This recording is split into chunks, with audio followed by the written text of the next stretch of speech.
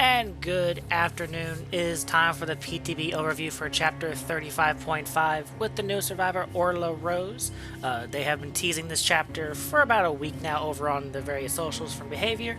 So we'll be going over their perks. For those interested, I'll be playing this evening over on Twitch. I'll be playing with the new survivor, testing out the new perk updates as well as the new perks, and seeing how they mesh with previous builds. But so if you want to check that out, feel free to head on over and link the description below. So check that out. Also, there was a couple of changes, as you can tell by the screen. Quests are also in the PTB, so we'll be looking at those as well.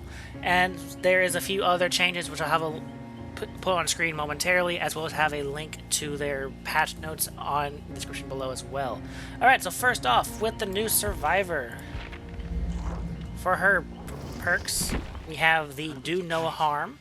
When you heal another survivor, for each hook state they have, heal 50% faster and gain 3% progress for succeeding great skill checks. Not a bad one. We have Duty of Care. When you take a protection hit while healthy, all other survivors within 16 meters gain 25% haste for 5 seconds. And then lastly, we have Rapid Response. When you do a fast locker exit, you suffer from the exhausted status effect for 30 seconds. When you gain exhausted, you see the killer's aura for 2 seconds. And so it appears with this one, no matter how you become exhausted, you can see the killer's aura, not just from this perk in general. Alright, so there are her 3 perks. And again, we'll be checking her out later this evening over on Twitch. Alright, now for the quest tab. You can tell that it's been reworked. We'll be getting this update as soon as the next tome goes live. For the Rift Pass tab, as of right now, without testing it yet, it looks like you can progress all active quests at once. And you can also pin stuff to the top, so you can always keep track of it. And that shows you everything for the current Rift. We then have milestone quests, so like for both killers, survivors, and hybrid ones. And I'm not 100% sure how often. I guess they also reset in every 42 days.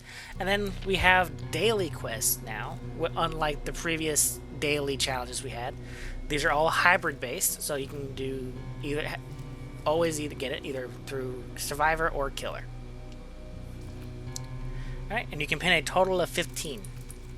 Now, if they show up during matches, I am unsure. Again, we'll be testing all this out on stream later this evening. Alright, lastly, for our patch notes, which again, I'll be in the description below.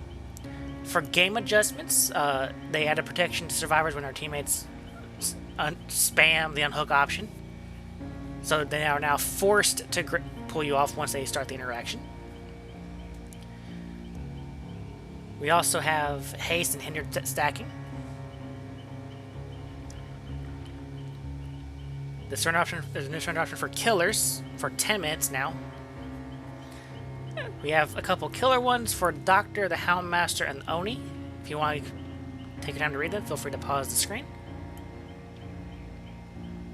We have perk updates for survivor-sided. We have Boon Dark Theory being updated, Breakout, Champion of Light, and No One Left Behind. Again, feel free to pause the screen so you can read them. Then for killer perks, we have Furtive Chase, Hex Pentamental being reworked entirely, and then Unbound. The quest system got obviously been added. They're reworking rarities and redoing bots, and a few bug fixes for audio, bot fixes, character fixes, map and environments, perks, UI, and miscellaneous. So again, at any point you want to pause this and check over the patch notes, feel free. Again, and they'll be in the description below. Alright, but that is it for chapter 35.5. Again, I'll be live this evening over on Twitch, so feel free to head on over, ask any question, or have me test any interaction build-wise, and we can see if we can get that done for you. But in the meantime, have a wonderful PTB. Hope you're enjoying the second level of the Blood Moon event, and I will see you next video, everybody. Goodbye.